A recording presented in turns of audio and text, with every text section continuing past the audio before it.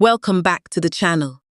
If you're new here, this is the place where we talk about the stories people don't usually tell out loud, the betrayals that happen behind closed doors, the quiet battles fought in lawyers' offices and rainy driveways, and the moments when someone who was counted out decides, very calmly and very deliberately, to start counting for themselves. Today's story is one of those. It involves a family mansion, a manipulative sister-in-law, a brother who forgot who he was, and a woman named Linda who lost everything in a single Tuesday morning, and then got it all back with interest. Get comfortable. This one is worth your full attention. Linda Calloway was 38 years old the morning. She found herself standing on the front steps of her family's estate with 2 suitcases, a box of her father's books, and the particular expression of a woman who has just watched the last piece of ambiguity disappear from a situation she had been trying, for 2 years, to give the benefit of the doubt. It was raining. It was a Tuesday. And the locks on the door behind her had been changed sometime between midnight and 7 in the morning, while she slept, by people who lived under the same roof and shared the same last name, and had apparently decided that the cleanest way to resolve a property dispute was to simply make her disappear from the property. To understand why this happened, you need to understand the house. And to understand the house, you need to understand the Calloways. The Calloway estate sat on 4 acres at the top of Fenwick Hill in Greenville, Virginia. 3 stories of George brick, white columns, a circular driveway, and grounds so meticulously maintained that first-time visitors sometimes assumed they had arrived at a small hotel. The Calloway family had owned it for 3 generations. Linda's grandfather had built the reputation that went with it. Her father, Gerald, had maintained both the house and the reputation with the careful attention of a man who understood that some things are inherited not just as property, but as responsibility. Gerald Calloway died when Linda was 29. Heart attack. Sudden, no warning, the kind that arrives without negotiation on an otherwise ordinary afternoon. He was 61 years old and he had been meaning to update his will for 2 years, and he had not gotten around to it. And that administrative delay, that single, human piece of procrastination, became the fault line along which everything else eventually cracked. The will Gerald left was the one he had written when Linda was 7 and her brother Timothy was 5. Equal shares. The house held in joint ownership until both parties agreed on what to do with it. Simple, reasonable, written for 2 children who were at that point too young to have agendas. What Gerald could not have known, what no father writing a will for his young children could reasonably have anticipated, was that by the time that will was read aloud in a lawyer's office, Timothy would be sitting next to a woman named Rebecca, and Rebecca would have already spent 4 years turning Timothy into something that suited her considerably more than it suited him. Let's talk about Rebecca, because the story does not make sense without a clear understanding of who she was and how she operated. Rebecca Calloway, born Rebecca Haynes, was not a cruel person in the obvious ways. She did not shout, she did not make scenes, she did not say anything that could be directly quoted and condemned. What she did was subtler and in many ways more effective than any of those things. She was a woman who had identified, very early in her relationship with Timothy, exactly what he needed to hear, and she had made herself into the person who said it. Consistently, patiently, over years. By the time Gerald died, Timothy's instinct in any situation was to look at Rebecca's face before forming his own reaction. He turned toward her the way plants turn toward light. Not because anyone forced him to, but because it had become the most natural thing, the path of least resistance, the habit of a man who had gradually and almost imperceptibly outsourced his own judgment. Linda had seen this. She had said something about it to her father once, 2 years before he died. Gerald had listened with the careful love of a man who did not want to choose between his children and said, "Tim is happy, Linda. Let him be happy." Linda had let it go. She had filed the observation in the place where people file the things they notice but cannot yet prove, and she had gone on being a good sister and a good daughter and a good architect at Hargrove Design in Greenvale. And she had tried to give Rebecca the benefit of the doubt, the way you try to give anyone the benefit of the doubt when they are married to someone you love. She gave it for years. She was still giving it the day till she moved into the mansion after Gerald's death, 6 months after the funeral. when it made financial and practical sense to live in the house that was half hers while she and Timothy figured out the long-term plan. What she had not fully accounted for was that Timothy and Rebecca were already there. Had been since the funeral, in fact, settled into the East Wing with a thoroughness that suggested they had considered the matter in advance. And with them in the guest suite was Rebecca's younger brother Daniel. Daniel deserves his own introduction because he is a particular type of character. Not a villain, not exactly, but the kind of person who enables villains through a combination of passivity and availability. He was 24 when Linda moved in. Recently unemployed, recently evicted from an apartment in Richmond. Temporarily housed in the Callaway guest suite with an 8-month residency that showed no signs of producing a departure date. He was pleasant enough in the way that directionless young men can be pleasant. Agreeable, undemanding, present without contributing. The human equivalent of furniture that has been there so long, nobody questions whether it belongs. Rebecca had arranged him there the way she arranged everything, without announcement, without formal request, simply by creating a fact and waiting for everyone around her to accept it as established. Linda accepted it. She accepted a great many things in those first months because she was grieving her father and adjusting to a new living situation and trying, as she had always tried, to be the reasonable one, the flexible one, the one who did not make things harder than they needed to be. This is the thing about being the reasonable one in a family. It is a role that benefits everyone except the person playing it. The redecorating began in the East Wing. That seemed reasonable. Timothy and Rebecca's private space, their right to arrange as they chose. Linda noted it and said nothing. Then it moved to the main sitting room. New furniture, clean-lined and catalogue-sourced, replacing pieces that had been in the Callaway house since Linda's grandmother's time. Rebecca mentioned it to Timothy. Timothy mentioned it to Linda as a done deal, and Linda said it was fine because she was still at that point trying to be fine. Then the dining room. And this is where Linda finally felt the full weight of what had been happening, because she walked in one evening and stood in the room where her family had eaten Sunday dinners for 30 years. And she realized there was not a single object in it that any Callaway had ever chosen.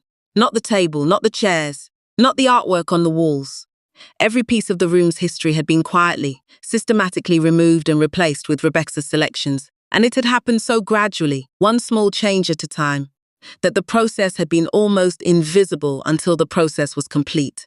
Rebecca was not redecorating, she was erasing. And Linda, standing in the dining room that evening, understood this with the complete and irreversible clarity of someone who has finally allowed herself to see what she had been not seeing for a very long time. The financial conversation came in the second year. Timothy appeared in the kitchen one evening without Rebecca, which was unusual enough that Linda's attention sharpened before he even sat down. He had the look of a man who had been given lines to deliver and was not comfortable delivering them. He told her that he and Rebecca had been thinking it would make more sense for one party to buy out the other. He told her they felt the house should stay in the family. This phrase, stay in the family, delivered without apparent awareness of what it implied about Linda's place in that family. He told her that given the renovations Rebecca had done, they felt they were better positioned to maintain the property. Then he gave her the number. It was 60% of her legal share of the assessed value. In plain terms, and Margaret Osei, the estate lawyer Linda called the following week, would make this very plain. It meant they were attempting to acquire half of a property worth approximately $2.4 million for roughly $700,000. Using as partial justification renovations that had been funded in part from the joint estate account that Linda co-owned. They were trying to buy her out of her own inheritance using her own money. Linda looked at her brother across the kitchen table and she thought about the thunderstorms of their childhood, about the way Timothy used to sleep on the floor of her bedroom because the sound scared him and her presence made it bearable. She thought about how far that boy was from the man sitting across from her with his borrowed argument and his rehearsed discomfort. She said she needed to think about it. She did not need to think about it. She needed a lawyer, and she already knew exactly which one. Margaret Osei was a small woman with reading glasses she wore, pushed up on her forehead, and a way of listening that made you feel like every word you said was being filed in exactly the right place. She had spent 20 years specializing in estate disputes, and she had, by her own estimate, heard every variation of the story Linda was telling her. She had not lost her capacity for precise, useful anger on behalf of her clients. That capacity, Linda would come to understand, was part of what she was paying for. Margaret looked at the buyout number. She set down her pen. She said, "Someone in that house believes you don't know what you own." Linda said, "They're about to find out otherwise." She went back to Fenwick Hill and she began to document with the systematic attention of a woman who had spent a decade as an architect and understood that the integrity of any structure depends entirely on the quality of its record keeping. She had already kept some records, invoices, assessments, correspondence. Now she became thorough. She photographed rooms. She noted conversations in a log she kept on a password-protected laptop and backed up to a cloud account that existed only in her knowledge. She did this for 3 months before Rebecca found it. To this day, Linda does not know exactly how Rebecca accessed the log. What she knows is that she came downstairs one morning to find Rebecca sitting at the kitchen island with the expression of a woman who has located what she was looking for and is now deciding on deployment. "You've been building a case," Rebecca said. "I've been keeping records," Linda said, "which is my right."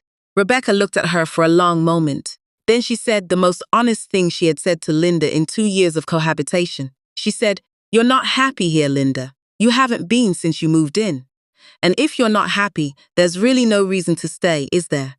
It was the shape of a door swinging open, an exit that had been designed and built and was now being formally indicated. Linda said she would think about it. She went upstairs and called Margaret. Then she packed 2 suitcases with immediate necessities and a box with her father's books. The ones with his handwriting in the margins. The ones Rebecca would never understand and therefore never bother to claim. She set them by the door. The next morning, the locks were changed. When Linda knocked on her own front door at 7 in the morning, it was Daniel who answered. Not Timothy, not Rebecca. Daniel, which told Linda everything she needed to know about Timothy's relationship with his own guilt, which was apparently too heavy to carry to the door himself. Daniel looked at her suitcases. He looked at her box of books. He looked at the rain. He did not meet her eyes. "Rebecca said to tell you your things will be shipped to address of your choosing," he said. The flatness of his delivery told her he was repeating words he had been given, a messenger who understood on some level what he was delivering and was not proud of it. Linda looked at him for a moment. She said his name quietly, the way you say a name when you want the person inside it to actually hear you. "Tell Rebecca," she said, "that her lawyers will be hearing from mine by end of week. And tell my brother," she paused, and in the pause was everything, all of it, the whole long history of a family that had been maneuvered into becoming unrecognizable to itself. "Tell Timothy that I hope whatever this gets him is worth what it costs." Daniel stepped back. The door closed. Linda stood on the steps of her family home in the rain, and she felt something that was not grief and not rage and not the collapsed underwater feeling of betrayal. She felt clarity, the clean, hard, load-bearing kind, the kind that arrives when the last piece of ambiguity has finally been removed from a situation and you can see its actual structure without anything obscuring the view. She walked to her car. She called Margaret. She said, "They changed the locks." Margaret said, "Good." The legal term for what Timothy and Rebecca had done was unlawful exclusion of a co-owner from jointly held property. Margaret filed for emergency injunctive relief the following Monday with the efficiency of a woman who had been waiting for exactly this move. The court agreed quickly. Judges who have seen this particular maneuver, and they have all seen it, tend to have limited patience for it. An order was issued requiring Linda's readmission to the property within 48 hours and the restoration of her access. Timothy's lawyer called Margaret the same afternoon. His tone had changed.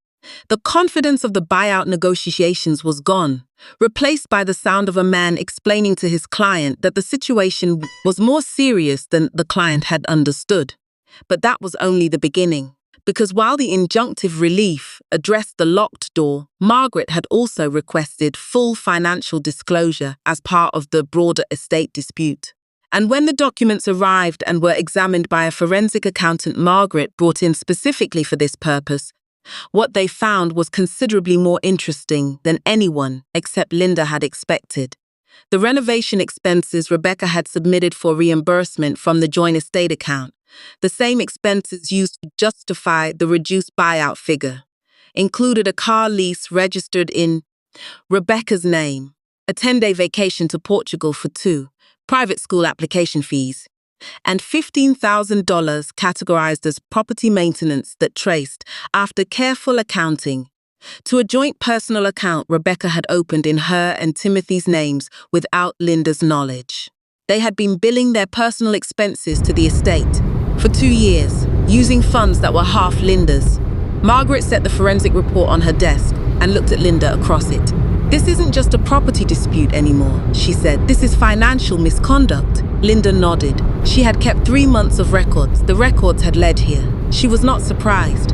She was, if anything, the least surprised person in the room. What happened next happened the way justice usually happens when it finally arrives. Not in a single dramatic moment, but in a series of practical, procedural steps that accumulated into an outcome nobody could argue with. Timothy's lawyer advised him, in terms that brooked no ambiguity, that proceeding to trial would result in the financial misconduct evidence entering the public record of Greenvale County Court, in a town that had said the Callaway name with deference for 3 generations, in front of a judge who already had significant cause to view the defendants unfavorably. Rebecca, on the advice of her own counsel, agreed to settle. The settlement was clear. Linda received full ownership of the Fenwick Hill estate. Timothy retained his share of the liquid assets, the investment accounts, the cash holdings, which was a fair outcome for a man who was both guilty and victim, who had been used as a tool by his wife while also wielding that tool against his sister. Linda spent considerable time deciding how much weight to give that distinction. She gave it enough to accept the settlement without demanding more, which was as much generosity as the situation warranted. Daniel had already gone. He left on a Friday in March with 2 bags and no goodbye, which was, in its own quiet way, an acknowledgement. He went back to Richmond. He went back to the life he had been living before Rebecca installed him in a guest suite that was never his to occupy. Rebecca and Timothy moved to Richmond as well. An apartment, modest, in a neighborhood that was perfectly adequate and entirely without the kind of distinction that Rebecca had spent years positioning herself adjacent to. She took a job that required her to follow instructions rather than give them. Timothy called Linda once, 8 months after the settlement. He left a voicemail. He said he was sorry.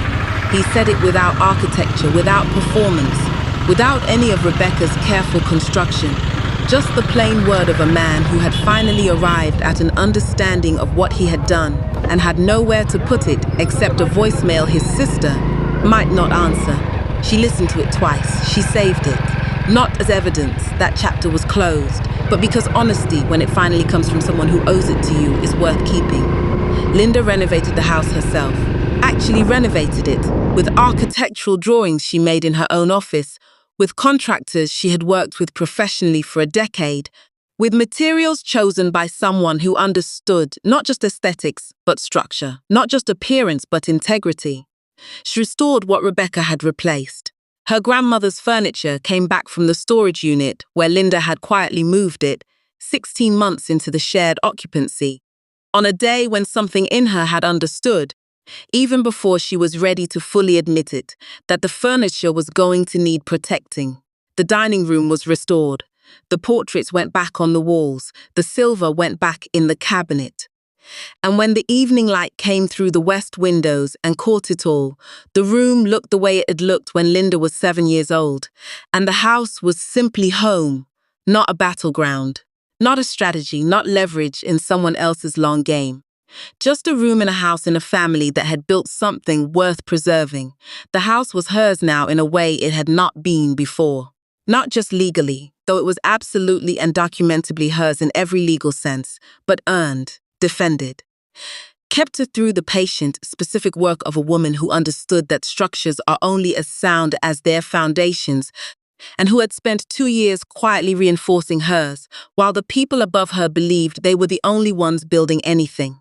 The final word here is what this story is really about, underneath the property law and the forensic accounting and the injunctive relief. It is about a woman who was handed a role, the reasonable one, the flexible one, the one who makes things easier for everyone else, and who played that role faithfully for years, long past the point where it was serving her, because she had been taught that accommodation was the same as grace. It is about the moment she understood the difference. Rebecca had counted on Linda being too reasonable to fight. Timothy had counted on Linda being too loyal to be ruthless.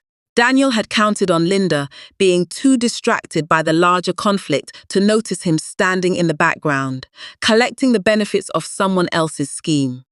They had all, in their various ways, mistaken her patience for weakness, her documentation for paranoia, her silence for acceptance. They found out, on the morning a court order arrived at their door, exactly what her patience had been for. It had been building a case. Quietly, specifically, with the attention to load-bearing detail of a woman who builds things for a living, and knows that what you construct carefully, in the right order, with the right materials, does not fall. Linda Calloway is still on Fenwick Hill. The columns are still white. The driveway is still circular. The Calloway name is still said with the particular respect of a town that watches its stories play out over years and remembers how they ended. She is the ending worth remembering. That's the story for today. If it made you feel something, if it made you want to go build your own record, know your own worth, or simply sit for a moment with the knowledge that patience and documentation are sometimes the most powerful weapons a person can carry, then this channel did exactly what it's here to do. Like if you stayed until the end. Subscribe if you want to be here for the next one. See you soon.